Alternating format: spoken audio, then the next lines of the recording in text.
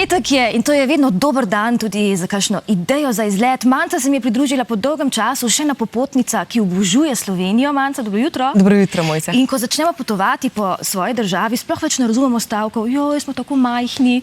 Ne? Ko greš zares po Sloveniji, je 2 ure proti vzhodu, pa 2 uri proti zahodu, ne? Se kar počasi lahko potuje po vseh stran poteh in Manca je velika ljubiteljica vode.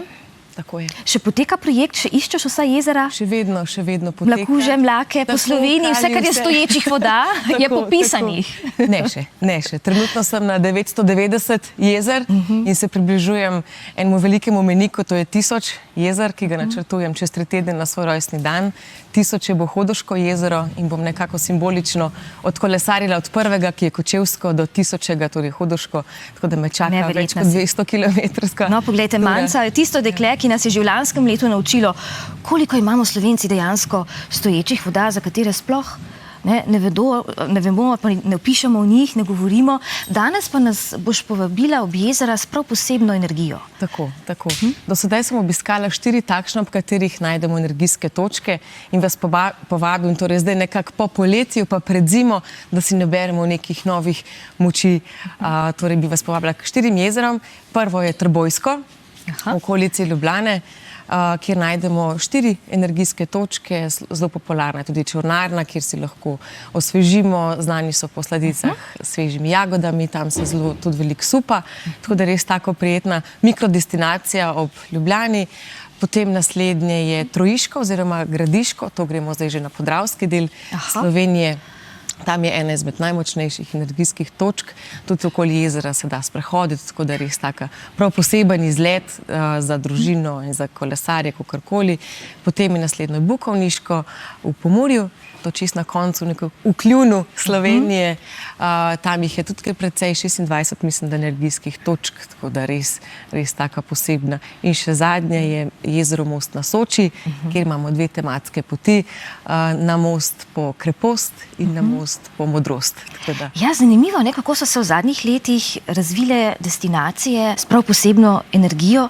Pomurje je že tako ali tako, že v starih časih veljalo za območje, kjer se skrižajo dobre energije, tudi grad na Goričkem naj bi stal na izjemnem križišču dobrih energij, ampak to Bukovniško jezero, ki si ga omenila, je zdaj že res priznana destinacija, kamor tudi predvsem Avstrijci hodijo z avtobusi, to je res dobro označene poti, posamezne energijske točke. Pa tudi tako, izvir Svetega Vida, ki naj bi bil znan po zdravilni moči, da rešuje vid. Tako, pozna se tem jezerom, če imajo res neko turistično ponudbo zraven se lahko usedeš, kaj poješ, spiješ in je tako res destinacija, Pustolovski park je zraven. Tako da res lahko prideš tja za cel dan in to nekako ljudje tudi iščejo. Torej ne samo vodo, tako kot jaz, ampak tako dejansko, da imaš nekaj zraven, da lahko pripelješ celo družino, prijatelje, kakorkoli. In je res Bukovniško jezero ena taka znana, ampak še vedno ne toliko poznana destinacija, kamor res svetujem, da pridejo vaši gledalci. Ja, zato tudi spodbujamo naše gledalce, pa spoznavajte Slovenijo, pa ne samo tako za dan, ob koncu tedna, zakaj pa ne bi prespali v Prekmurju in se še ogledali malo okolico. Sigurno. Prekmurje je res ena krasna regija. Jaz imam zelo rada, pa ne samo zaradi teh energijskih točk pri Bukovniškem jezeru, ampak nasplošno tako mirno, tako da tisti, ki živimo v Ljubljani, je to res ena taka za vikend, če se odpraviš tja, tako kot praviš ti, lahko prespiš tam, res namesto, da greš na morje, greš nekako lahko v Pomurje, po novo energijo in po mir. Meni je to všeč. Pa veliko je za videti, ogromno. Prekmurje res nudi ogromno doživeti raznoraznih in je res tako zelo rada tja povabim ljudi. Manca, kako se lotiš raziskovanja? Namreč veliko malih jezerc, mlak, ki si jih obiskala, našla, nikoli ni bilo opisanih.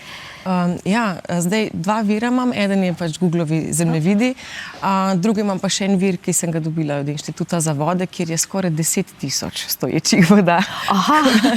Ne bom čisto vseh, ker to bi bilo res mečke nemogoče, ampak lotevam se tako, je kar zalogaj, da se odpravim k enim jezerom oziroma vedno nekako skombiniram več, tako da optimiziram pot, z avtom se odpravim do prvega in tako res poskušam optimizirati, da čim manj vozim tako prazno srečem, in je res tako zanimivo. Zelo imam rada to načrtovanje poti, jezer, tako da je to že prva tista faza, preden do jezera sploh pridem, mi je res tako, res priljubljena, no, da res ure in ure lahko gledamo Googlove zemljevide in kombiniram poti in ceste. In medtem, ko se pogovarjava, spremljamo tudi tvoje fotografije, pravkar smo videli tudi Trojiško jezero, zanimiva destinacija, ki si jo odkrila, opisala. V Slovenskih goricah, tam mogoče ni tako še poznano, da se lahko odpravimo, to je vzhodno od Maribora gor in je ogromno jezer, tudi večjih tam in je res tako nekaj malo drugače, da ne gremo vedno na Gorenjsko,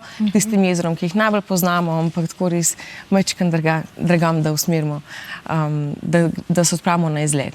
Sploh za otroke, recimo, da jih naučimo, da tudi damo to vrednoto, da iščemo neke neznane destinacije in Slovenijo spoznavamo skozi jezera in skozi res na majčkeno drugačen način. Ja, Manco sicer najdete tudi na spletu, kjer si lepo opisala svoje poti in zanimive destinacije in še srečno naprej, pridi še kaj. Najlepša hvala.